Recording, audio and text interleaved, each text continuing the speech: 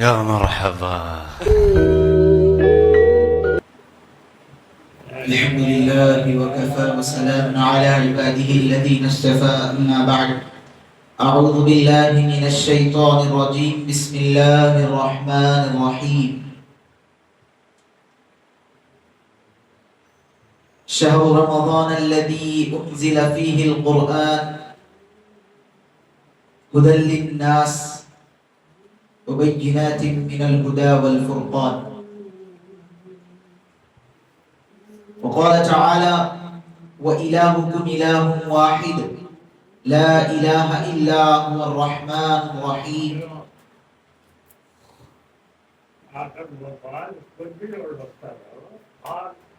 صدق الله العظيم وقال النبي صلى الله عليه وسلم من صام رمضان إيمانا واحتسابا غفر له ما تقدم من ذنبه او كما قال عليه الصلاة والسلام.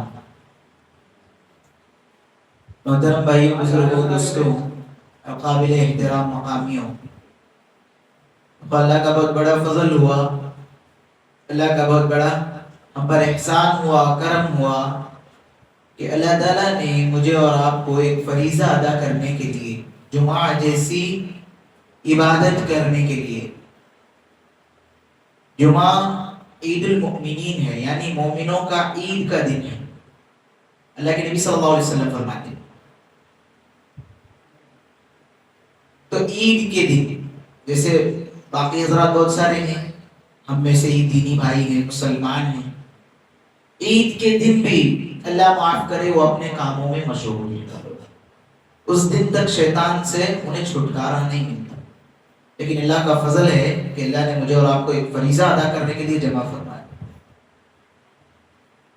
تو ابھی میں نے خطبے کے دوران ایک آیت تلاوت کی جس کے بارے میں، جس کا مفہوم اور ترجمہ یہ ہے کہ رمضان ایک بابرکت مہینہ ہے جو ابھی ہمارے سامنے آنے والا ہے. اب جو چل رہا ہے جس میں ہم ابھی ہیں وہ شعبان کا مہینہ ہے، اور شعبان کے لحاظ سے اللہ کے نبی صلی اللہ علیہ وسلم فرماتے ہیں شعبان الشہر، یعنی شعبان میرا مہینہ ہے اور رمضان اللہ کا مہینہ، رمضان ربی.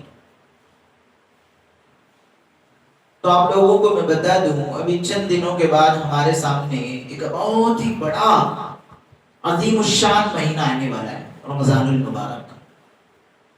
جیسے کہ ابھی میں آپ لوگوں کو بتا دوں کہ آپ کو فلاں فلاں جگہ میں گھمانے کے لیے، ٹور کے لیے یا دنیاوی چیزوں کو دیکھنے کے لیے بلا کے لے جا رہا ہوں، تو آپ مجھے بتائیں گے کہ حضرت پہلے مجھے بتا تو دو کہ کہاں جا رہے ہیں، کیسے جا رہے ہیں، کتنا خرچ آئے گا، اس کی تعظیم کیا ہے، اس کی عظمت کیا ہے، اس کا تعارف کراؤ.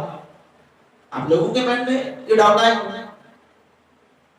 تو آپ لوگوں کو جیسے کسی دور کی چیز کو، جیسے کسی منظر کو دیکھنے سے پہلے انسان کے دل میں تڑپ ہوتی ہے کہ کاش وہ کیسی ہوگی، وہ کتنی خوبصورت ہوگی، منزل ہم جب جائیں گے تو کتنا عجیب و غریب وہاں کا ماحول ہوگا. تو ویسے ہی رمضان المبارک سے ریلیٹڈ میں آپ لوگوں کو بتا دوں کہ ایک ایسا عظیم الشان مہینہ ہے کہ اللہ تعالیٰ فرماتے ہیں رمضان ایک ایسا مہینہ ہے، قرآن میں اللہ تعالیٰ فرما رہے ہیں جس میں قرآن کو نازل کیا، انزل فیہ القرآن، قرآن کو اس میں اتارا گیا، نازل کیا گیا.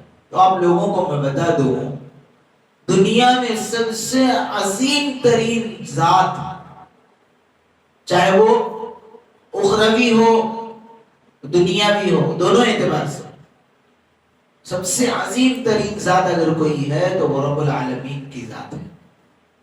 اور آپ بتا دو جب کوئی انسان ایک دم بڑی شخصیت ہوتا ہے تو وہ انسان کی سوچ و سمجھ، وہ انسان کی چیزیں، وہ انسان کا پروڈکٹ بھی اتنا ہی ویلیوبل ہوتا ہے.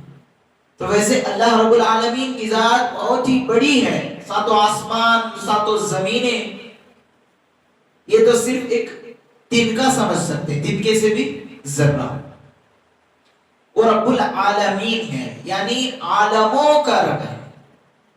اسے عظیم الشان رب کی کتاب، پروڈکٹ قرآن مجید ایسے بابرکت مہینے میں نازل کیا گیا جسے ہم رمضان کہتے ہیں.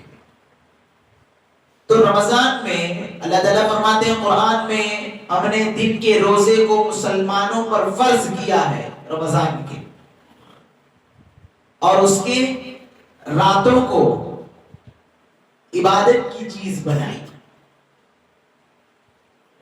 تو آپ لوگوں کو میں بتا دوں کہ ہم جو سمجھتے ہیں، جو سوچتے ہیں کہ روزہ کیا ہے، کیسے ہے، ہمارے اعتبار سے، ہمارے نظریے میں روزہ ایک ایسی چیز ہے جو انسان کو صرف کھانے پینے کی چیزوں سے روکتا ہے. ہمارے نظریے میں ایسا ہے. تو آپ لوگوں کو میں کلیئرلی بتا دوں کہ روزہ صرف اور صرف کھانے پینے سے رک جانے کا نام نہیں ہے. کیوں؟ کیونکہ اللہ تعالیٰ قرآن میں فرماتے ہیں ہر وہ چیز جو تم اپنے رب کے لیے کرتے ہو اس میں اگر تقوی نہ ہو تو وہ تم تمہارے رب کے لیے نہیں کر رہے ہو. یعنی ہر عبادت میں تقوی ہے. اب نماز پڑھو اس میں بھی تقوی ہے، روزہ رکھو اس میں بھی تقوی ہے، قرآن پڑھو اس میں بھی تقوی ہے. یعنی عبادت کا پورا معیار، مرکز اگر کوئی ہے پورے عبادات میں اگر نچوڑے ہیں تو ہمیں تقوی ملتا ہے. تو وہی تقوی حاصل کرنے کے لیے اللہ تعالیٰ انسان کو یعنی اپنے بندوں کو رمضان کا مہینہ عطا کرتا ہے تاکہ تم رمضان المبارک میں اپنی نفسانی خواہشات سے رک جاؤ اور اپنی لذتوں کو چھوڑو، چاہے وہ حلال ہی کیوں نہ ہو. اپنے رب کے خاطر تم تمام چیزوں سے دوری اختیار کرو اور اپنے رب کے قریب ہو جاؤ اور تقوی اختیار کرو، تقوی حاصل کرو. آپ لوگ جانتے ہوں گے جو آج ہم روزی روٹی کھاتے ہیں، چاہے وہ دال چاول ہو، روٹی سالن ہو، کچھ بھی ہو، حلال ہے نا؟ حلال ہے الحمدللہ. لیکن وہی چیز اگر ہم رمضان میں دوپہر کے وقت میں کھا سکتے ہیں؟ حرام ہے. چیز حلال ہے لیکن روزے کی وجہ سے اس سے بھی ہمیں دوری برتنے کی ضرورت ہے. تو انسان کو اللہ تعالیٰ رمضان المبارک میں ایک ٹریننگ دے رہے ہیں تاکہ تم اچھی چیزوں سے بھی دوری برتو، تاکہ رمضان جانے کے بعد بری چیزوں سے تم اپنے آپ کی حفاظت کر سکو. آج ہماری عادت، ہمارا ماحول، ہمارا معاشرہ اتنا گندا ہے، اچھی چیزیں تو دور کی بات، بری چیزیں بھی عام ہو گئی ہیں. جیسے کہ مان کے چلو بد نظری جسے ہم کہتے ہیں. آج ہمارے نوجوانوں میں دیکھو بد نظری کتنی عام ہو گئی ہے. کسی کو شرم و حیا، کچھ ڈر ہی نہیں پیدا ہوتا. پہلے کے زمانے میں ایسا ہوتا تھا. حضرت عمر رضی اللہ تعالیٰ عنہ کے دور کے بارے میں آپ لوگوں کو میں ایک چھوٹا سا واقعہ مختصر بتاتا ہوں. حضرت عمر رضی اللہ تعالیٰ عنہ ایک مرتبہ دیکھتے ہیں ایک عورت، ایک صحابیہ یا کوئی دینی عورت اکیلی جاتی رہتی ہے رات کے وقت. حضرت عمر رضی اللہ تعالیٰ عنہ جاتے ہیں اور پوچھتے ہیں کیا تمہیں ڈر نہیں لگتا؟ حضرت عمر رضی اللہ تعالیٰ عنہ کے سوال پر وہ عورت جواب دیتی ہے یا تو عمر مر گیا ہوگا یا تو تم ہی عمر ہو، ورنہ کسی اور کے کلیجے میں اتنا دم نہیں کہ عمر کے ہوتے ہوئے کوئی نامحرم کو بات کر سکے. حضرت عمر رضی اللہ تعالیٰ کہنے لگی میں ہی عمر ہوں. تو پہلے کے زمانے میں ایسا تھا، کسی نامحرم عورت کو بات کرنا بھی اتنی گندی چیز سمجھا جاتا تھا کہ اگر کوئی کسی غیر محرم کو بات کر لے، نامحرم کو بات کر لے، تو اسے بستی میں زانی کی نگاہوں سے دیکھا جاتا تھا کہ اس نے زنا کیا ہے. لیکن آج اللہ معاف کرے، اللہ معاف کرے، نعوذ باللہ، کھلے عام زنا ہو رہے ہیں. ڈر کا کچھ بھی ماحول ہی نہیں ہے. کیوں؟ کیونکہ جنت جہنم کا تذکرہ ہم اپنے گھروں میں، اپنے ماحول میں، اپنے مساجدوں میں، اپنے محفلوں میں کرنا چھوڑ دیے. اس وجہ سے انسانوں کے دل میں جہنم کا ڈر اور جنت کی خواہش ختم ہو گئی۔ آپ لوگوں کو میں بتا دوں جہنم کی ہولناکیوں کے بارے میں علماء فرماتے ہیں، بیانات میں ہم نے سنا ہے، ہمارے جو اساتذہ اکرام ہیں فرماتے تھے جہنم کی آگ کو 70 مرتبہ کم کر کے دنیا میں بھیجا گیا ہے۔ دنیا میں جو ہم آگ دیکھ رہے ہیں یہ 70 مرتبہ کم کر کے بھیجے گئی آگ ہے۔ اب سوچو 69% دنیا کی آگ سے بھی زیادہ بھڑکتی ہوئی آگ جہنم میں ہے۔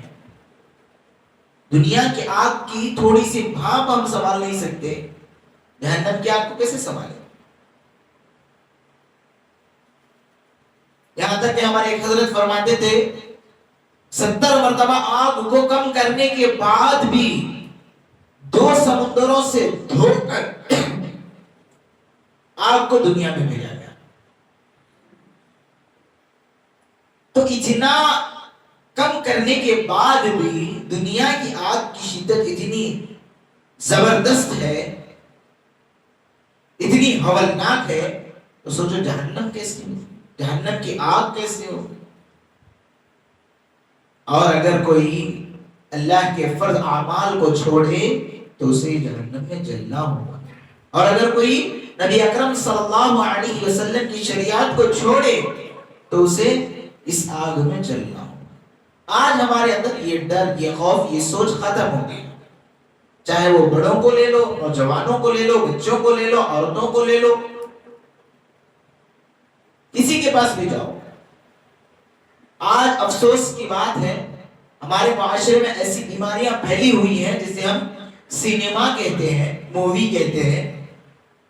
اس میں ہونے والی چیزوں کو دیکھ کر انسان کے اندر نرمی پیدا ہو جاتی، انسان رونے کی صورت، رونے کی شکل رکھنا شروع کر دیتا۔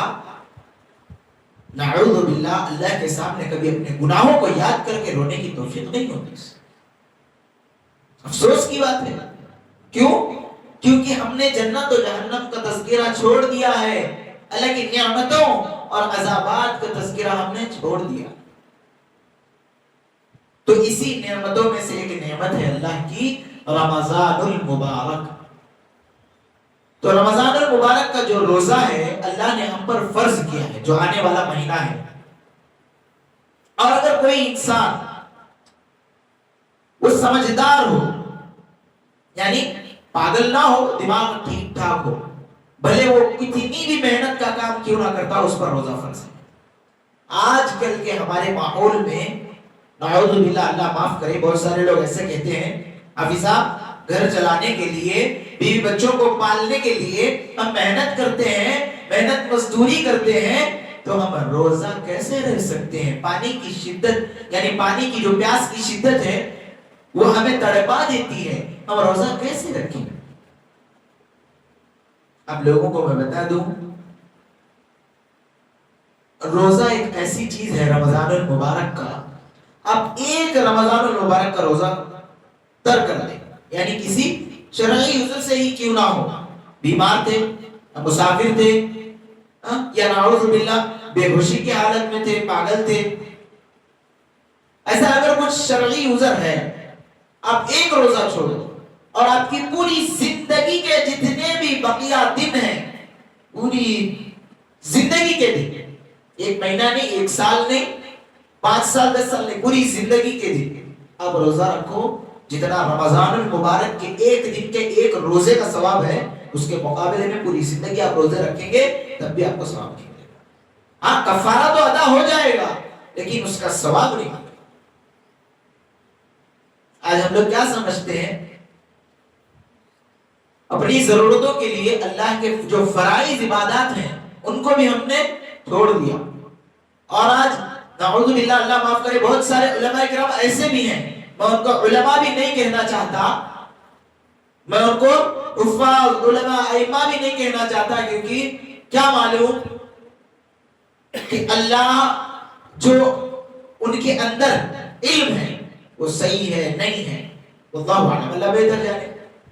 ابھی ہم نے ریسنٹلی ایک مرتبہ ایک آدمی سے ملاقات کی، بات چیت کی، تو فرما رہے تھے وہ آدمی بتا رہے تھے کہ مولوی صاحب ہماری عمر 40 سال کے اوپر ہے، 40 پر 2 سال ہے، تو ہمارے لیے روزے فرض نہیں ہے۔ میں نے کہا ایسا نہیں ہے، کون سی کتاب میں لکھا ہوا، کس نے فرمایا؟ وہ فرمانے لگے مولوی صاحب ایک حافظ صاحب ملے تھے مسجد میں، فلاں فلاں مسجد کا میں نام نہیں بتا سکتا، آج ہمارے ماحول میں ایسے ہیں، مل جائیں گے آپ کو، اللہ ہدایت دے، اگر ہمارے سے بھی کوئی کمی پیشی ہوئی ہو تو اللہ معاف کرے، ہم ان کو بلیم نہیں کر رہے، بس واضح کر رہے ہیں کہ وہ کہنے لگے مولوی صاحب میری 40 پر 2 سال عمر ہے، ایک مولوی صاحب نے کہا ہے کہ تمہاری عمر 40 سال کے اوپر ہے تو تمہارے اوپر روزہ فرض نہیں ہے، 40 سال کے اندر والوں کے لیے روزہ فرض ہے نا، ایسا کوئی کتاب لکھا نہیں ہے، چاہے بوڑھا ہی کیوں نہ ہو، طاقت نہیں ہے الگ بات ہے، بیمار ہے الگ بات ہے، کچھ اور شرعی عذر ہے الگ بات ہے، سب ٹھیک ٹھاک ہونے کے باوجود بھی 40 سال کی عمر ہو گئی روزہ نہیں رکھ سکتے، یہ ایک غلط افواہ پھیلی ہوئی ہے، تو یہ صحیح نہیں ہے۔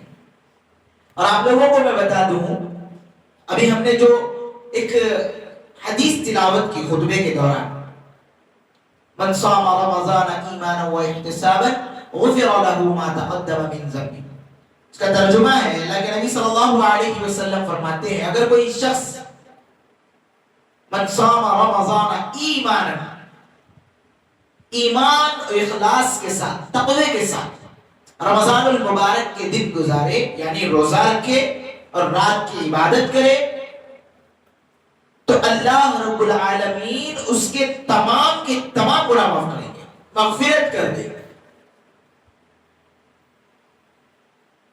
غفر له ما تقدم من ذنبه، اس کے اگلے پچھلے تمام گناہ معاف کر دیے جائیں گے۔ لیکن آج ہمارے ماحول میں بہت سارے ایسے لوگ ہیں جو فرماتے ہیں سال بھر تو روزہ نہیں رکھیں، 1 مہینہ رکھنے سے کیا ہو جاتا۔ آپ لوگوں کو میں بتا دوں، گاڑی جو ہے نا، بائک ہم جو لیتے سواری، اس کو ہر دن سروس کرنے کی ضرورت نہیں رہتی، ہر دن شو روم لے جانے کی ضرورت پڑتی نہیں پڑتی، وہ شو روم والے بائک کی سروس کا ایک ٹائم، ایک مقررہ وقت، ایک تاریخ دیتے ہیں، اس وقت جا کے اس کی سروس ہوتی ہے، ٹھیک ٹھاک کر کے آتے ہیں، پھر وہ چلتی رہتی ہے۔ تو رمضان المبارک ایسے مان کے چلو مسلمانوں کی سروس کا ایک ٹائم ہے، مقررہ وقت ہے، جس میں اللہ تعالی رمضان المبارک کی برکت سے سب سے پہلی چیز تو ہمیں رمضان میں کیا کیا بینیفٹس ملتے ہیں، میں 2-3 آپ کو ایسے ہی فوری طور پر گنا دیتا ہوں۔ بہت سارے ایسے انعامات ہمیں ملتے ہیں، بہت سارے فائدے ملتے ہیں۔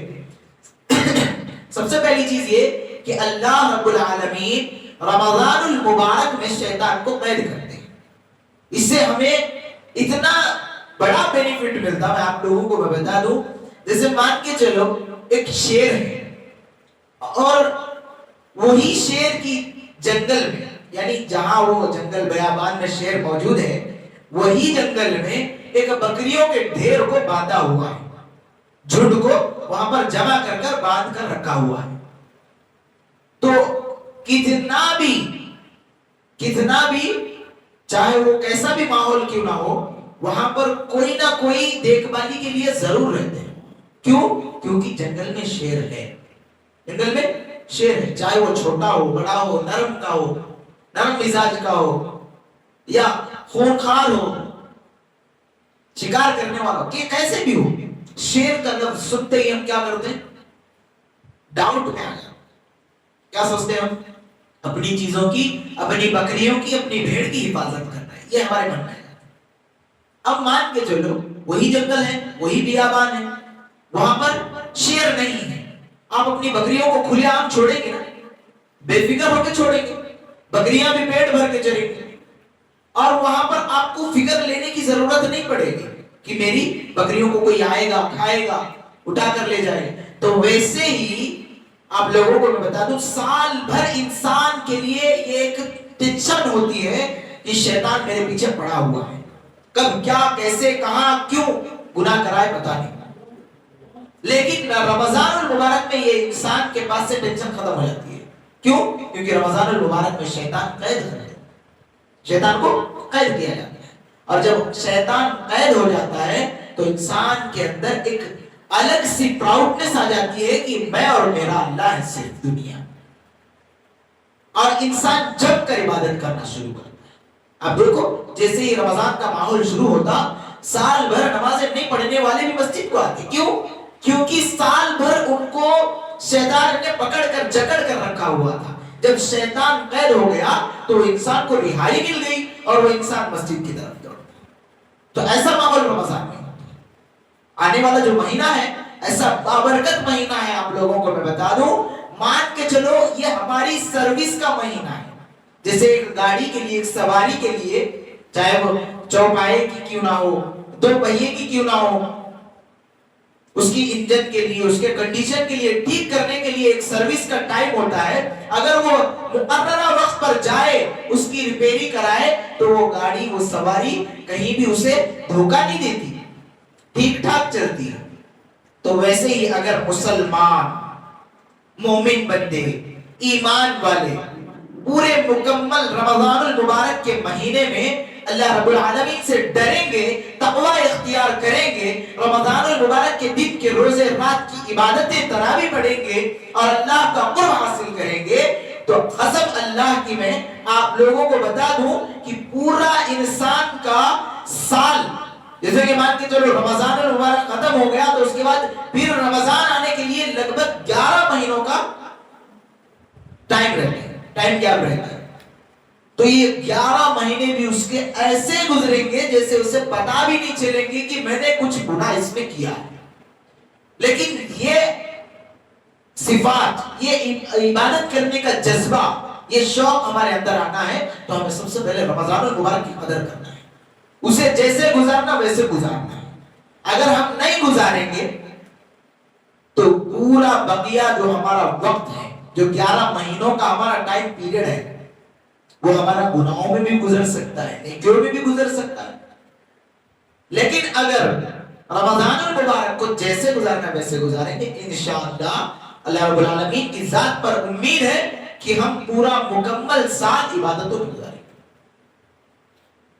تو رمضان المبارک میں ہم جو روزہ رکھتے ہیں اس کے متعلق 2-3 باتیں کر کے میں اپنی بات کو ختم کرتا ہوں. ٹائم مجھے اجازت نہیں دیتا. جو ہم روزہ رکھتے ہیں، ہم کیا سوچتے ہیں صرف روزہ انسان کو کھانے پینے سے دوری رکھنے کا ایک نام ہے. ایسا نہیں ہے میرے بھائی. رمضان المبارک جو ہے انسان کے اندر تقوی پیدا کرنے کی ایک دوائی ہے، ٹیبلٹ جیسے بولتے ہیں. جیسے کسی کو بخار آ گیا، اس کے اندر طاقت کم ہو گئی، تو اس کے اندر طاقت کم ہونے کے بعد جو طاقت مضبوطی کی وجہ سے، یعنی اس کے اندر طاقت پیدا ہونے کے لیے، مضبوطی ہونے کے لیے، وہ انسان چست ہونے کے لیے جیسے دوائی وغیرہ لیتا، ویسے ہی رمضان المبارک اللہ کے تقوی کو، قرب کو حاصل کرنے کی ایک دوائی ہے. اگر کوئی مکمل طور پر اس کو استعمال کر لے، اس کی طبیعت میں الگ ایک رویہ آ جائے گا، اس کی زندگی میں تبدیلی آ جائے گی. تو روزے کا نام ہے تقوی حاصل کرنا. تقوی سے مراد کیا ہے؟ اپنی نگاہوں کی بھی حفاظت کرنا، زبان کی بھی حفاظت کرنا، کانوں کی بھی حفاظت کرنا، یہاں تک کہ انسان کے جسم کے ہر عضو کی حفاظت کرنا. یہ روزہ ہے. صرف کھانے پینے سے رک جانا، پھر صرف ہم نمازیں پڑھ رہے ہیں 5 وقت کی اور تراویح نہیں پڑھ رہے. بہت سارے بعض لوگ ہم نے دیکھے ہیں رمضان المبارک میں نمازیں تو پڑھ لیتے ہیں، تراویح نہیں پڑھتے. ایسا نہیں ہے. جو آنے والا مہینہ ہے اس کا تعارف آپ کو میں کرا دوں.